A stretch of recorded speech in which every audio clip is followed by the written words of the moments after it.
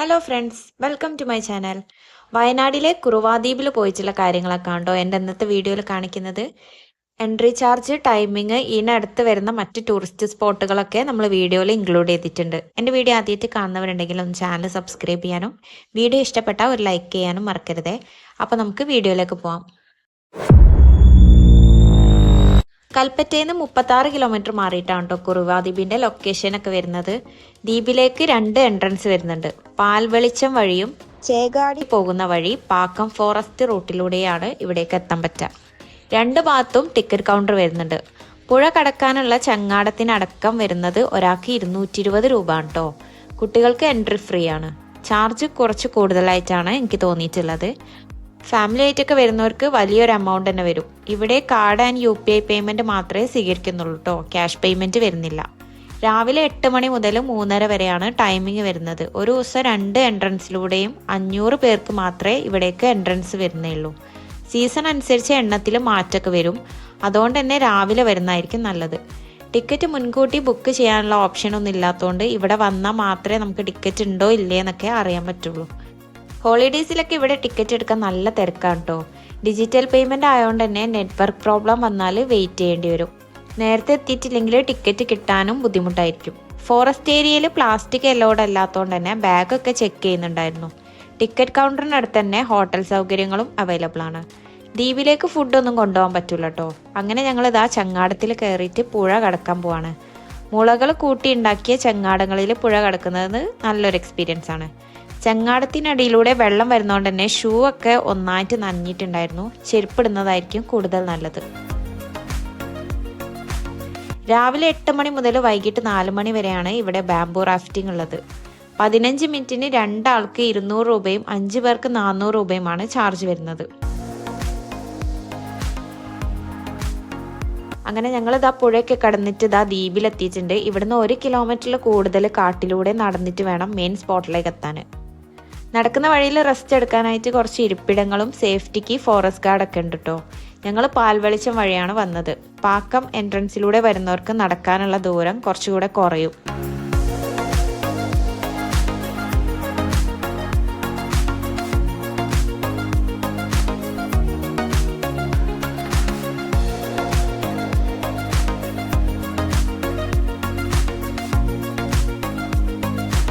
കബനിപ്പുഴയുടെ നടുവിലുള്ള ഒരു കൂട്ടം തുരുത്തുകളാണ് കുറുവാദ്വീപ്.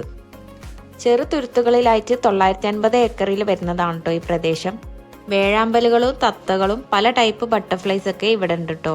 മഴക്കാലത്ത് പുഴയിൽ വെള്ളം കൂടുമ്പോഴൊക്കെ ഇവിടെ അടച്ചിടലാണ് ചെയ്യല്.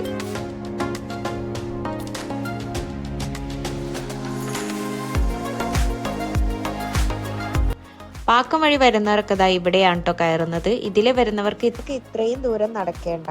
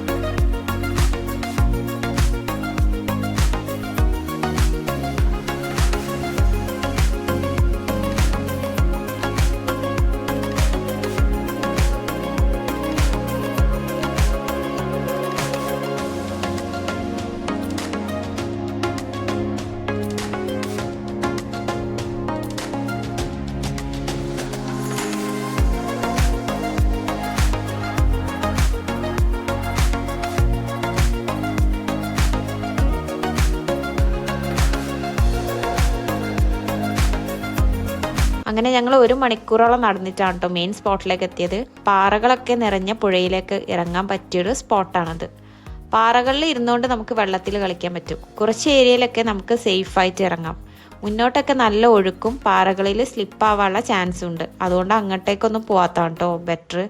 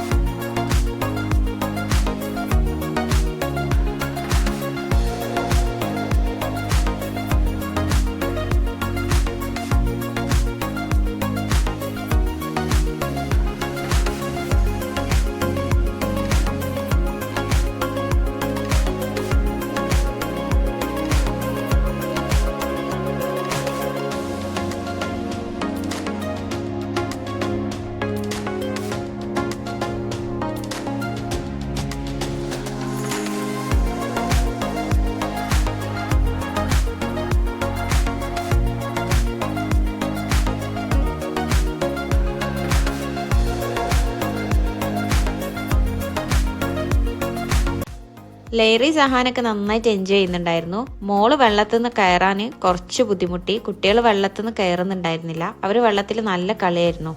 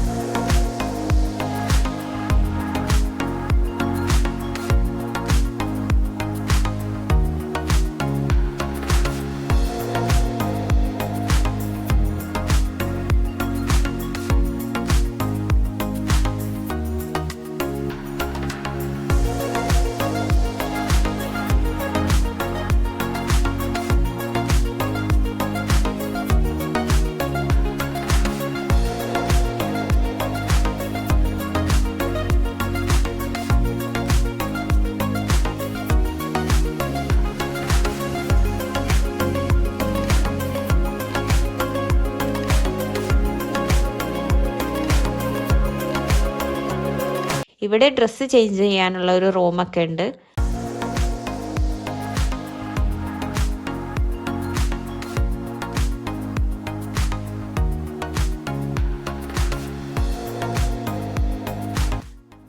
അങ്ങനെ ഞങ്ങൾ കുറച്ചധികം സമയം ഇവിടെ സ്പെൻഡ് ചെയ്തിട്ട് ഇനി തിരിച്ചു പോവാണ് കേട്ടോ.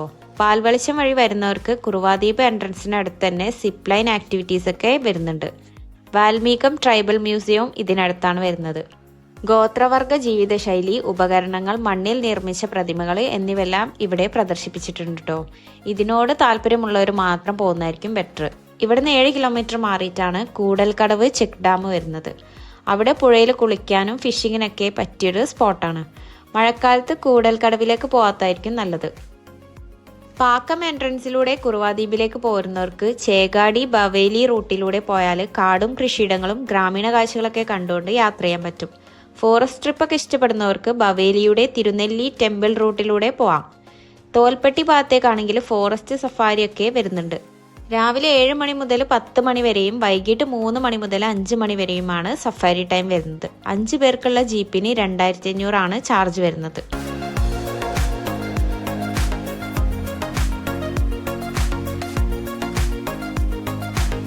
സോ ഇന്നത്തെ എൻ്റെ വീഡിയോ ഇത്രയേ ഉള്ളൂ. വീഡിയോ ഇഷ്ടപ്പെട്ട എല്ലാവരും ലൈക്ക് ചെയ്യാനും ചാനൽ ഒന്ന് സബ്സ്ക്രൈബ് ചെയ്യാനും മറക്കരുതേ.